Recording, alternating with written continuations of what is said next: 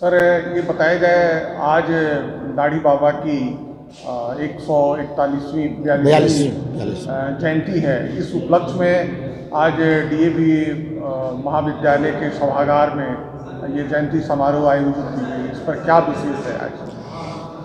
विशेष यह है कि पूर्व की भांति तो जयंती मनाई जा रही है और इसमें मुख्य अतिथि के रूप में, जैसा कि आप सभी देखे हैं, बिहार विधानसभा के पूर्व अध्यक्ष और संप्रति नगर विधायक माननीय श्री अवध बिहारी चौधरी जी मुख्य अतिथि थे।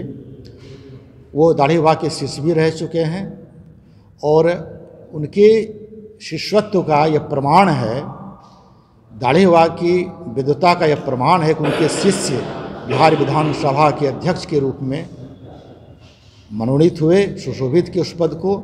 ये दाढ़ी बाबा की महत्ता का प्रमाण है। तो उनको हमने मुख्य अतिथि के रूप में आमंत्रित किया और बहुत कम समय में उन्होंने समय भी दे दिया, चूँकि व्यस्त कार्यक्रम के बीच ये महाविद्यालय परिवार उनका ऋणी है। मैं उनको यहाँ से धन्यवाद देता हूँ, तहे दिल से धन्यवाद देता हूँ।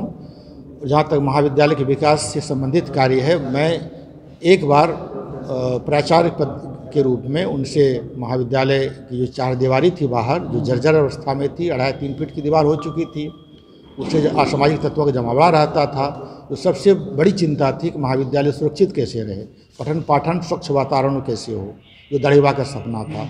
दाढ़ी बाबा का सपना चूर चूर हो रहा था उस समय। विधि व्यवस्था, अनुशासन बिल्कुल ही तार तार हो रहा था। तो इसके लिए हमने गया, अप्रोच किया और उन्होंने तत्काल अपनी स्वीकृति दी। बची हुई राशि से करीब 9-10 लाख रुपये महाविद्यालय को उपलब्ध कराए और अध्यक्ष महोदय के प्रयास से ही, उनके आशीर्वाद से ही आज 7-8 फीट ऊंची दीवार खड़ी हो गई है, जो एक किला के रूप में महाविद्यालय हो गया है। और मेरा प्रयास रहा है कि गेट पर जो मुख्य द्वार है, जहाँ से प्रवेश द्वार है, वहाँ जहाँ से प्रवेश होता है छात्र छात्राओं का, जहाँ से असामाजिक तत्वों का भी प्रवेश होता था, वहाँ हमने 2 गार्ड तैनात किया है और सभी छात्र छात्राओं की आई कार्ड, उनका परिचय पत्र जांच किया जाता है।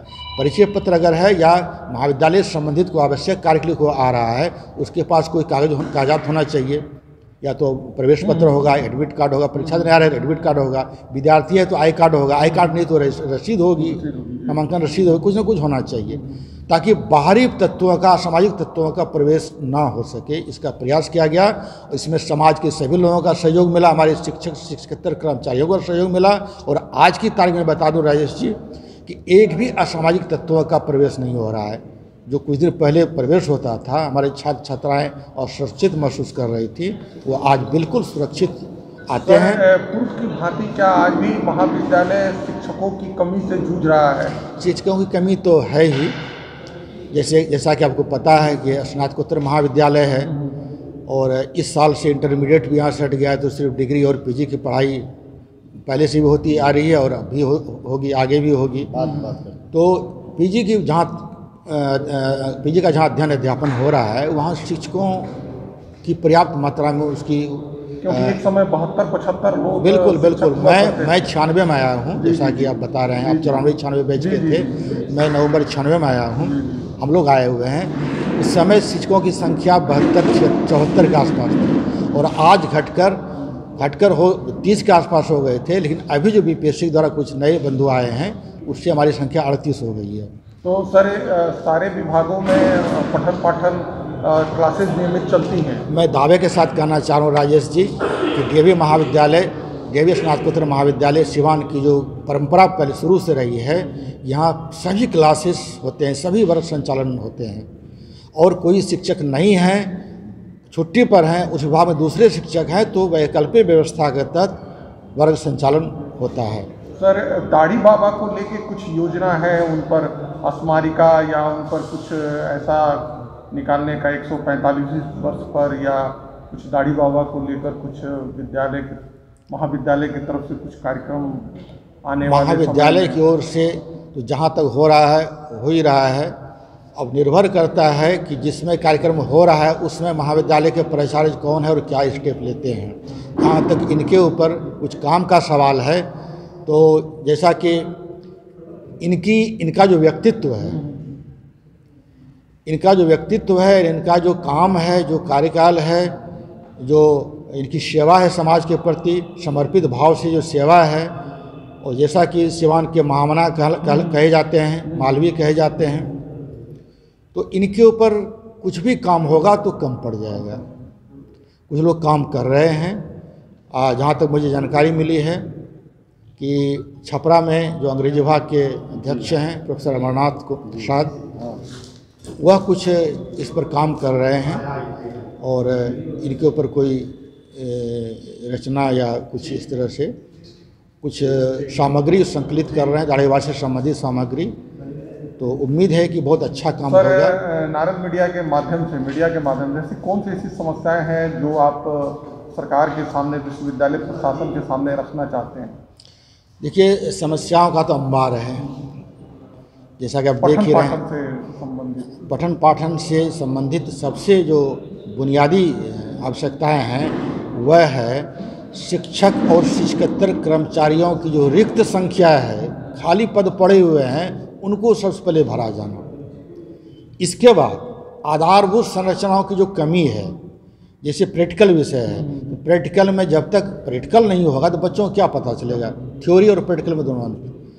प्रैक्टिकल है जब कर रहे हैं तभी वह सिद्धांत भी आपका सफल होगा, अन्यथा विज्ञान की पढ़ाई का कोई मतलब नहीं रहता है।